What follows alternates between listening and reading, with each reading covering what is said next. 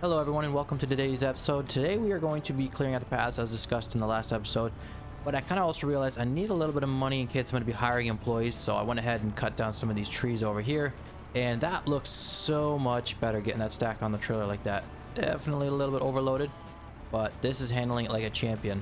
I didn't realize, you may have noticed now, I can actually connect the trailer right to this weight. I don't know if that's supposed to be common knowledge. I've always just taken... Oh, no. Nope. Okay, let me figure out this situation. We'll be right back.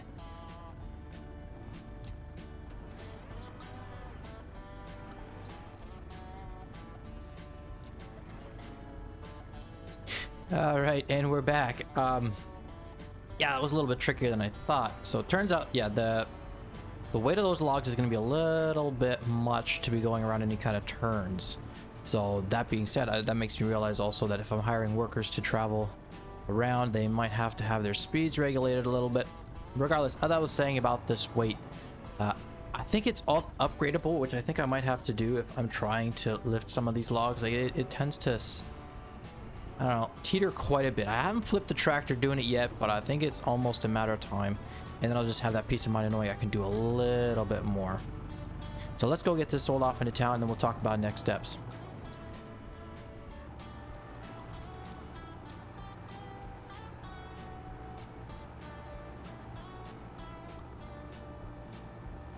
Yeah, the trailer's been wobbling like this the whole way. Strapped off. 13,000. That is nuts compared to what we've been doing, and a lot less work. And apart from the fact that it's kind of fallen off, it's not so. No. Anyway. Okay, so what I'm going to do now is I'm going to go ahead and see how much to see if I can add weight to this weight, and if I'll still be able to pull the trailer. And in that case, we'll go ahead. Now that I've got enough money, we will tear down all the trees in the path. I'm not going to drag you along for all of that. We'll just kind of bring you in and out. And all those trees are going to get decorated as we cut them down as well. So I'll show you what that's going to look like afterwards as well. And the final thing that I'm going to do this episode as well yet. So we're going to buy a little bit more equipment that I know I said I wasn't going to, but I've kind of rethought it a little bit. And so we'll show you that as well. Okay, so currently we've got this 1,800 kilogram weight. And if we 1.8 ton, and I can go all the way up to 3.4 tons. I think I'm going to try it. I think I can downsize from there for free. I am a little bit concerned though that now I'm going to have so much weight in the back end that I won't be able to support that. I might just be doing wheelies. We'll see. It's only 8,650, which is a kind of a lot, but now that we're able to keep those long pieces of wood, it's going to do a lot better as well. And maybe I should right away repair all of my equipment.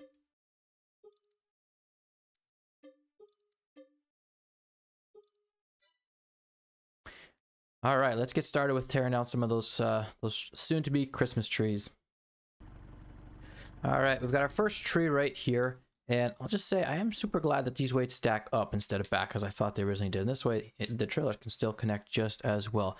I also think that weight might help stabilize this trailer as well when it's trying to jostle over. Maybe I'm wrong. Maybe I could just add another trailer in the back here with some weights in it that would kind of force it to work a little bit better. That's what happened when we had the single trailer earlier, and then we went to a double trailer. The back trailer kind of helps stabilize the middle trailer. Anyway, maybe I'll throw in a time lapse. I'm not sure how many of these trees we can get on one load, because we got to keep those branches as well, so we can't really prune it too much. Probably cut off like a log here. Maybe I'll throw those off to the side for the... We'll see. Let's just get right into it.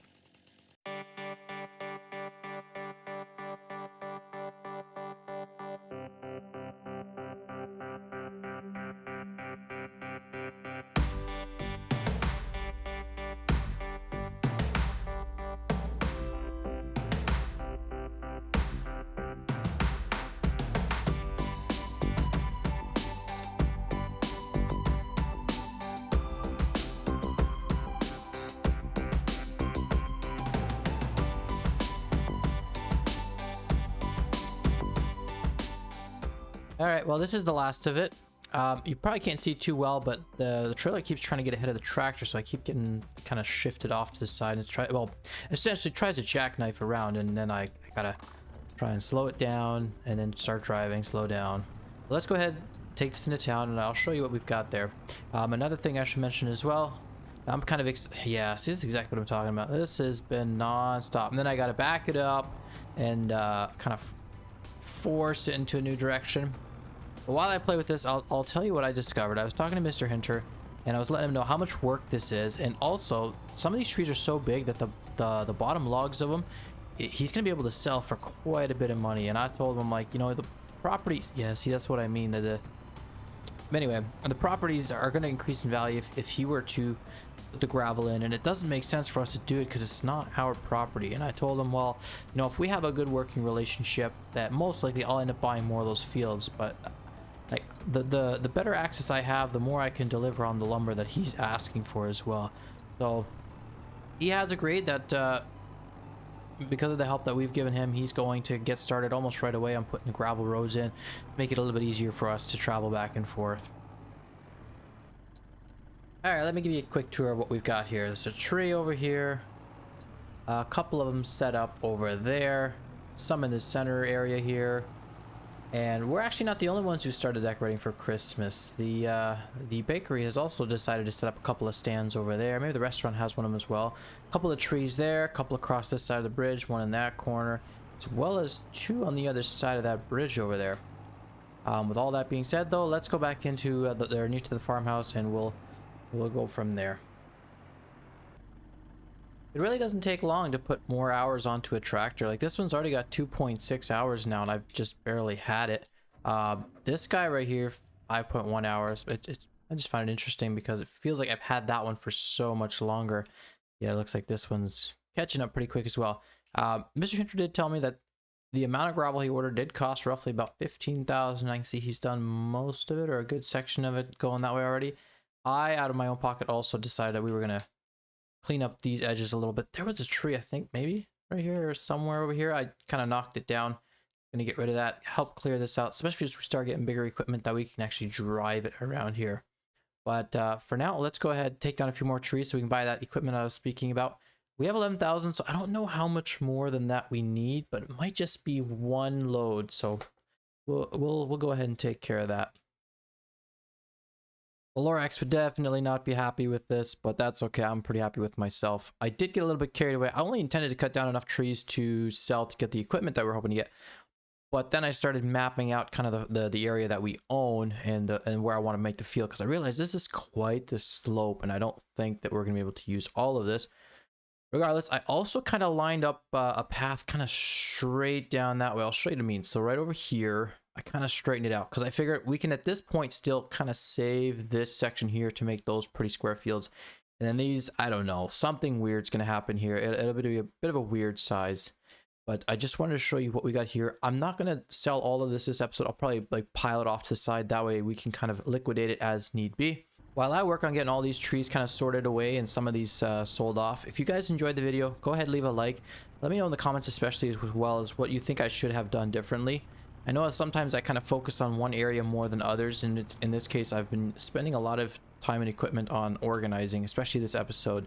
And for me, honestly, I just enjoy working in a more organized way. I like starting off in a bit of a chaos like that over there. Like our fields are not really good shapes, but I like turning it into something that looks like it's been taken care of and actually put together with a purpose.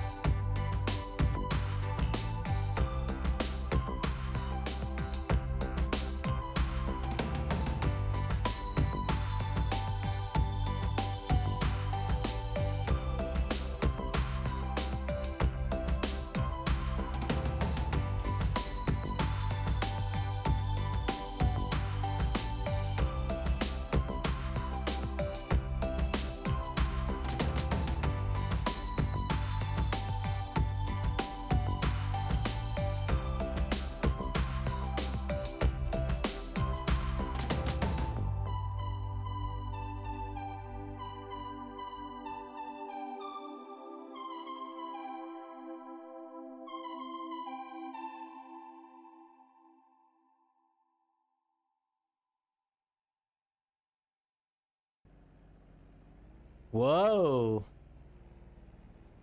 Wow. Yeah, yeah, that guy needs to get fired. Well, I've got the gator going off into town to get ready to pick up some of that equipment that we're gonna buy. And it almost looks like the sun is starting to set, which is concerning because we still gotta do that entire field, getting it ready before the end of October. Might be working into the night. That'll be next episode where we plow that out. We're gonna plant it as well. And we're also gonna get ready to up some of these stats here as well. Not quite sure how far we're gonna get, but we'll try to pack in quite a bit of stuff in the next episode. This is the pile of logs that we have. Doesn't look as much now that it's here, but I'm telling you, I think it took about an hour just bringing it over here, not to mention the time it took to cut it down. Yep, I'll load up these logs and we'll head off into town as well. Every once in a while you get some live ones who don't really want to get caught. Alright, we've got one super overloaded log trailer coming into town, and I already think this is going to be just as much of a problem as last time. I was hoping that rear weight was going to help them a little bit more than it is. And now I'm probably stuck on one of those logs that's still lost in the field, maybe. But anyway, I'll see you all in town.